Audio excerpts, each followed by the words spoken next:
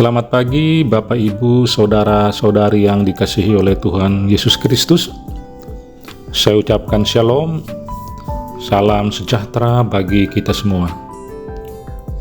Selamat berjumpa kembali di channel Roti Hidup, channel yang berisi khotbah singkat, kesaksian dan pengalaman pelayanan gereja yang kiranya dapat menginspirasi kita untuk bertumbuh di dalam iman, pengharapan dan kasih, serta berdampak bagi sesama. Saudara terkasih, khotbah singkat pada pagi hari ini masih bertema makna tahun baru, dan ini merupakan seri yang terakhir, dan saya beri judul khotbah singkat pagi hari ini adalah strategi kekristenan untuk mengatasi tantangan dan menggapai kesuksesan. Marilah kita berdoa sejenak sebelum kita mulai. Tuhan Yesus yang Maha Kuasa dan Maha Baik, terima kasih atas pagi yang Engkau berikan kepada kami hari ini. Kami sungguh bersyukur atas anugerah hidup yang masih kami terima, dan kesempatan untuk kami mau menjalani hari-hari terbaik di dalam terang dan kasih-Mu. Ajarlah kami kasih seperti Engkau telah mengasihi kami, dan bimbinglah langkah-langkah kami agar selalu sejalan dengan kehendak-Mu. Tolonglah kami untuk mengatasi segala tantangan kehidupan yang mungkin kami hadapi hari ini. Berikan hikmat kepada kami, agar kami dapat membuat keputusan-keputusan yang bijaksana dalam kami melaksanakan segala tugas pekerjaan, usaha bisnis, di tengah-tengah kehidupan keluarga, dan bahkan di tengah-tengah masyarakat. Roh Kudus, isilah hati kami dengan damai-Mu, dengan sukacita-Mu, dan kiranya Engkau membangkitkan dalam hati kami semangat yang baru, untuk kami boleh beraktivitas, dan untuk kami mau melayani sesama dengan penuh kasih dan kerendahan. Terima kasih Tuhan Yesus, terpujilah Engkau selama-lamanya. Kami menyerahkan hari ini ke dalam tangan-Mu. Amin.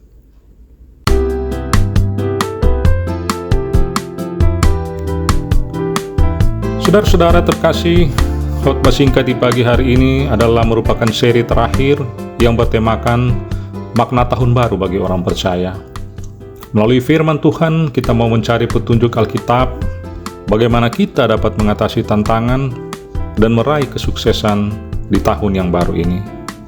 Dan khotbah singkat di pagi hari ini saya beri judul Strategi Kekristenan untuk Mengatasi Tantangan dan Menggapai Kesuksesan.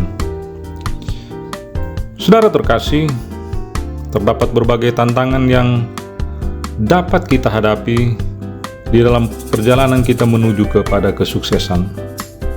Meskipun setiap individu memiliki pengalaman yang unik, tetapi beberapa tantangan umum yang sering kita hadapi adalah antara lain menyangkut keberanian untuk mengambil risiko. Saudara terkasih, kesuksesan seringkali melibatkan pengambilan risiko, dan orang yang sukses seringkali harus berani mengambil tantangan, mengambil risiko dalam menghadapi ketidakpastian dan keluar dari zona nyaman mereka. Tantangan lainnya adalah soal ketekunan dan kerja keras. Saudara terkasih, kesuksesan jarang datang secara instan. Orang yang sukses cenderung memiliki tingkat ketekunan dan kemauan untuk mereka bekerja lebih keras lagi. Demikian juga tantangan berupa stres dan tekanan. Kesuksesan seringkali disertai dengan tekanan dan stres. Oleh sebab itu, kemampuan untuk mengelola tekanan dan stres dengan baik adalah suatu keterampilan yang sangat dibutuhkan dalam dunia kerja ataupun dunia usaha.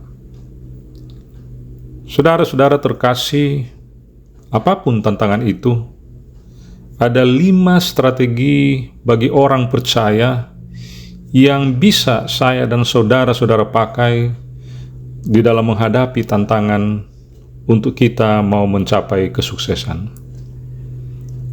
Strategi yang pertama, kita perlu mengenali tantangan seperti apa. Di awal saya mau mengatakan, mari kita mengenal tantangan-tantangan apa yang kita hadapi saat ini. Mungkin dari dalam diri kita sendiri, atau dari lingkungan pekerjaan, lingkungan usaha atau bisnis. Saudara terkasih, setiap individu memiliki pengalaman yang hidup yang unik. Namun sebagai orang percaya, kita memiliki Tuhan yang mampu melebihi segala tantangan. Di dalam 1 Korintus 10 ayat 13 dikatakan, pencobaan-pencobaan yang kamu alami ialah pencobaan-pencobaan biasa yang tidak melebihi kekuatan manusia. Sebab Allah setia, dan karena itu Ia tidak akan membiarkan kamu dicobai melampaui kekuatanmu.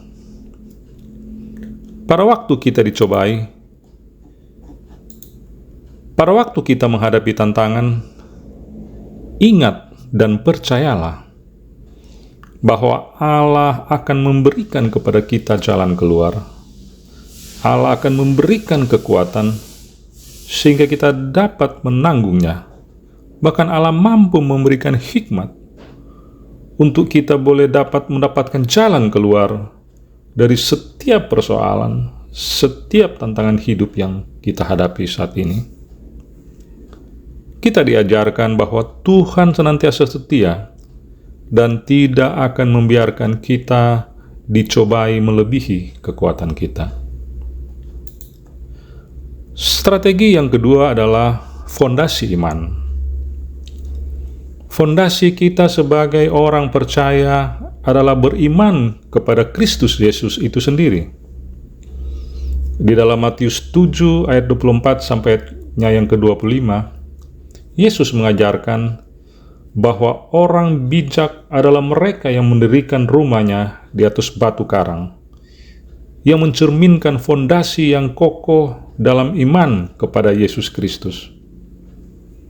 Saat kita menghadapi tantangan, kita harus kembali kepada dasar iman kita yang terletak pada Yesus Kristus.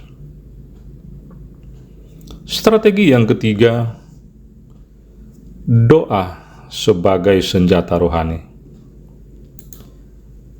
Kesuksesan sejati tidak dapat dicapai tanpa doa yang gigih. Surat Rasul Paulus kepada jemaat di Filipi yang terdapat di dalam Filipi 4 ayat 6 sampai yang ke-7 dikatakan, janganlah hendaknya kamu khawatir tentang apapun juga, tetapi nyatakanlah dalam segala hal keinginanmu kepada Allah dalam doa dan permohonan dengan ucapan syukur. Damai sejahtera Allah yang melampaui segala akal akan memelihara hati dan pikiranmu di dalam Kristus Yesus. Rasul Paulus mengajarkan kita untuk tidak cemas tentang apapun, tetapi dengan doa dan segala keinginan, segala permohonan serta ucapan syukur yang terus kita sampaikan kepada Allah adalah tindakan iman yang harus kita lakukan setiap hari sebagai salah satu bagian dari senjata rohani.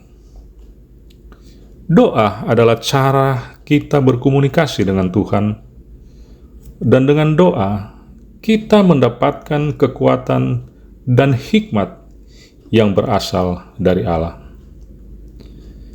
Kuasa doa bukan hanya sebatas mengucapkan kata-kata, melainkan memiliki daya transformasi yang mampu merubah situasi dan hati kita. Saudara-saudara, dalam Yakobus 5 ayat 16, kita diajarkan bahwa doa orang yang benar, bila dengan yakin didoakan, sangat besar kuasanya. Strategi yang keempat adalah ketaatan terhadap firman Tuhan. Saudara terkasih, di dalam kitab Yosua pasal 1 ayat 8 dikatakan, janganlah engkau lupa memperkatakan kitab Taurat ini, tetapi renungkanlah itu siang dan malam, supaya engkau bertindak hati-hati sesuai dengan segala yang tertulis di dalamnya. Sebab dengan demikian perjalananmu akan berhasil, dan engkau akan beruntung. Tuhan menekankan pentingnya untuk tetap setia kepada firman-Nya. Firman Tuhan adalah pedoman hidup kita, dan dengan mentaati firman Tuhan, kita akan berhasil dalam segala hal yang kita lakukan. Strategi kelima adalah berkomunitas dengan sesama orang percaya. Saudara terkasih, kesuksesan dalam perjalanan kekristenan juga melibatkan komunitas atau sekelompok orang yang saling berbagi, saling mendukung antara satu dengan yang lainnya. Apakah komunitas di dalam keluarga, komunitas dalam persahabatan, teman seprofesi, terlebih komunitas orang-orang percaya. Dalam Ibrani 10 ayat 24 dan ayatnya ke-25 dikatakan, "Dan marilah kita saling memperhatikan supaya kita saling mendorong dalam kasih dan dalam pekerjaan baik. Janganlah kita menjauhkan diri dari pertemuan-pertemuan ibadah kita, seperti dibiasakan oleh beberapa orang. Tetapi marilah kita menasihati, dan semakin giat melakukannya menjelang hari Tuhan yang mendekat." Rasul Paulus mengingatkan kita untuk saling mendorong dan saling memotivasi di dalam kebaikan.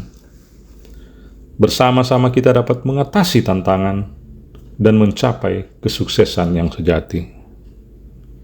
Saudara terkasih, di tahun yang baru ini, marilah kita bersama-sama menghadapi tantangan dengan sebuah keyakinan bahwa Kristus adalah kekuatan kita. Dan dengan fondasi iman yang kokoh, doa yang gigih, ketaatan terhadap firman Tuhan, dan dukungan komunitas, kita dapat menggapai kesuksesan yang sesungguhnya. Semoga Tuhan memberkati setiap langkah kita di tahun yang baru ini. Amin.